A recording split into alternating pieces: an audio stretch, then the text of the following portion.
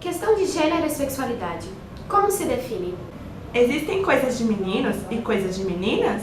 Como se porta a sociedade em relação aos padrões pré-estabelecidos? Homens na educação infantil. Não seria essa uma profissão feminina? Há um preconceito a ser quebrado? Essa e outras notícias você vê agora, no P da Notícia. Boa noite! Começamos essa edição do jornal com um assunto muito delicado: a sexualidade e a identidade de gênero dentro das escolas. Esse assunto gera opiniões divergentes, muitas vezes sendo excluso pelo preconceito sobre os papéis masculinos e femininos na nossa sociedade. Veja a reportagem de Thalita. Você deve se lembrar muito bem que no ano de 2011, um dos assuntos mais polêmicos no Congresso Nacional foram as discussões sobre o kit gay, um projeto resultante do Brasil sem homofobia. Porém, após o projeto ser barrado por congressistas, a discussão sobre gênero e sexualidade pareceu ter caído em esquecimento por nossos parlamentares. Sexualidade se dá por algo individual para cada ser humano, ou seja, a própria orientação sexual. Enquanto o gênero é ditado pela sociedade e cultura presente, por exemplo, menino brinca de carrinho e menina brinca de boneca, e identidade de gênero é a maneira que você se enxerga, isto é, o gênero que você se identifica. Você acha que a introdução dos assuntos de gênero e sexualidade deve ser introduzida às crianças nas escolas? Segundo a professora Constantina Xavier, da UFMS, em entrevista dada ao canal Futura, este assunto deve sim ser discutido em sala de aula. É papel da escola, esse deveria ser um assunto curricular, né, para pensarmos sobre a constituição dessa criança, para pensar não só em relação à questão de gênero, mas em relação à questão de corpo, em questão de desejo, em questão de dúvida. Acho que esses elementos todos das dúvidas, das perguntas, dos anseios das crianças deveriam ser assuntos curriculares. Os professores, coordenadores e inspetores devem agir de forma que a criança se entenda homem ou mulher pela sua identidade, e não corrigindo comportamentos ingênuos ligados ao fato de ser menina ou menino. Pois, quando uma criança foge à norma imposta, a chamada heteronormativa tem sua exclusão do grupo em que está, como no caso do menino inglês Romeu, que foi expulso de um clube pela direção por gostar de se vestir com vestidos e salto alto. Romeu foi acusado pelos organizadores de confundir a cabeça das outras crianças, e os pais do menino foram informados que o garoto poderia voltar a participar do clube quando passasse a usar roupas que combinassem com o seu gênero. Veremos agora um comercial que foi realizado por uma marca de cosméticos no ano de 2015, que mostra como algumas mulheres se veem de acordo com o que são e o que se espera que sejam, e uma matéria em torno disso.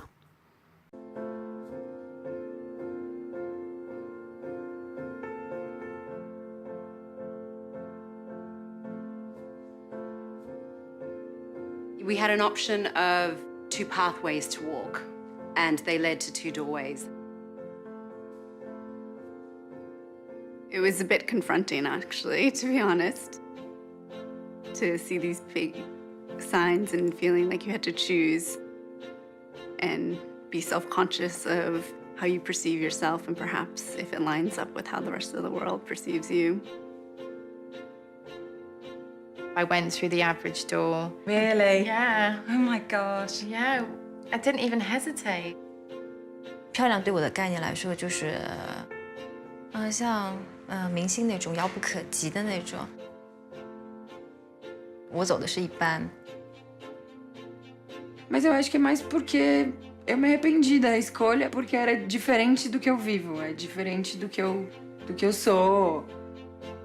Am I choosing because of what's constantly bombarded at me, what I'm being told that I should accept, or am I choosing because that's what I really believe? I walked into that door which said average, and I didn't feel really good after that, because obviously I had rated myself average and nobody else.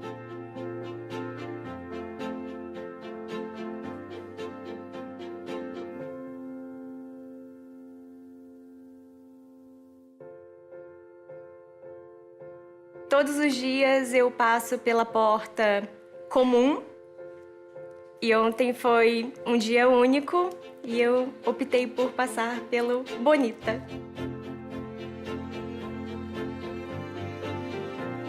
I wanted to go through the average door, but my mum just pulled me over to the beautiful door.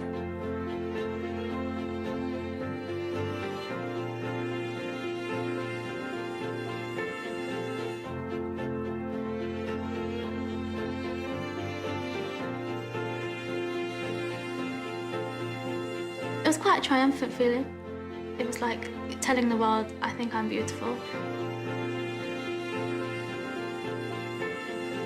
I just wish more young women realized it. 要是再给我一次机会走那扇门的话，我觉得我应该会选很美的扇门。I think I would walk through the beautiful door. Acho que a porta bonita tá completamente aberta para mim. Maybe I could walk in that door. You can. Next time I look into the mirror, I will see somebody really beautiful looking back at me. Beautiful is a great word. So why not see what's on the other side of that?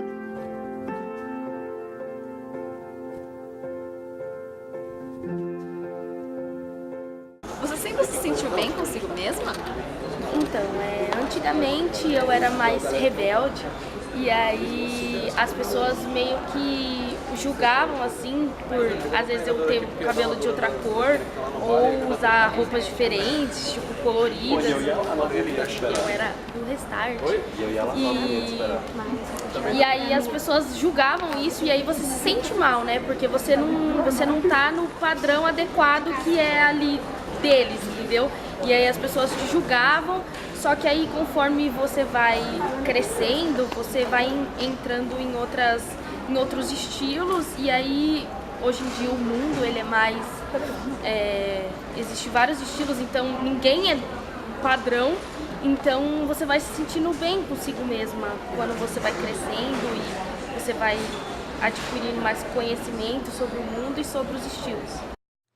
Como nos vemos em relação à nossa aparência? Você sempre se sentiu bem consigo mesma? Como você se vê? Desde pequenas, a mídia impõe às crianças um modelo a seguir. Assistimos a milhares de desenhos, como os clássicos da Disney, Branca de Neve, Cinderela, A Bela Adormecida, e essas imagens se tornam os exemplos que queremos imitar. Brincamos de ser como elas, com vestidos, coroas e uma reputação a zelar. Acreditamos que é só esperar e o príncipe encantado vai aparecer. Pensamos que temos que ser lindas, magras e comportadas. Claro que a Branca de Neve de 1937, a Cinderela de 1950 mostram que a sociedade exigia das mulheres naquela época. Porém, essas animações são assistidas até hoje. Crianças de 2017 brincam de ser princesa, sem falar na indústria que criam consumidores desde o berço. Não se pode ter só a boneca, tem que ter os acessórios, os carros, os castelos, para brincar que você é uma princesa de verdade. Você compra a cabana da princesa, os vestidos, animais, etc.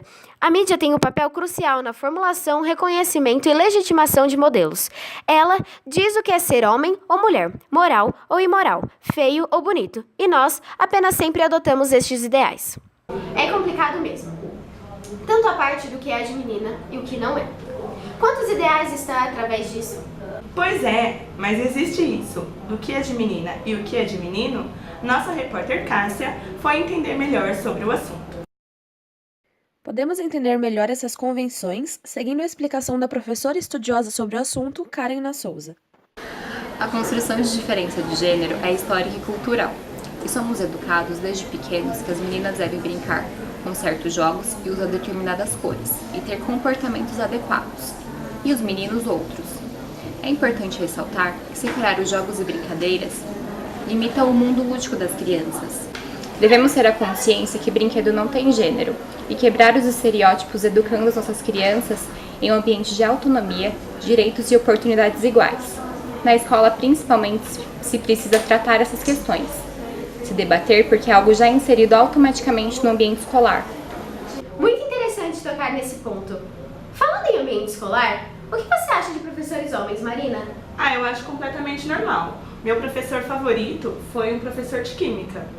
Mas e quando esse professor dá aula para o ensino infantil? Na matéria a seguir, podemos ter uma visão clara das dificuldades e preconceitos que esse tipo de profissional sofre no seu dia a dia. Ao pesquisar por educação infantil, as imagens que encontramos são em sua maioria compostas por professoras, e essa é a visão geral que se tem, principalmente nas séries iniciais. Hoje, exibiremos a entrevista de um graduando do 3º período do curso de Pedagogia da Universidade Metodista de São Paulo e verificaremos como vem sendo essa experiência para o mesmo. O que te levou a escolher Pedagogia? Bom, pode parecer meio clichê a resposta, mas o que me levou a escolher Pedagogia foi a minha crença de que a educação vem das primeiras idades. No 3º período já é possível sentir algum tipo de preconceito? Acho que não somente no 3º período, acho que eu sofro preconceito desde o 1º período. E você pretende lecionar na educação infantil? Não na educação infantil, mas na educação fundamental. Sabemos que Pedagogia é um curso propício a conseguir estágio de forma rápida. Você já participou de alguma entrevista? Já. E como foi a experiência?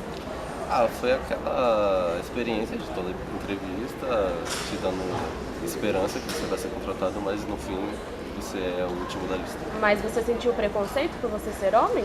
Um preconceito, não preconceito. Eu acho que os dois, pré e preconceito. Muito obrigada. De nada. Muitos homens fogem da carreira educacional nos primeiros anos escolares por conta do preconceito ao qual esse tipo de profissional está submetido. A questão da homofobia, que traz o homossexual como abominável, uma subespécie, e vê um homem com gostos declarados socialmente como femininos já sendo homossexual.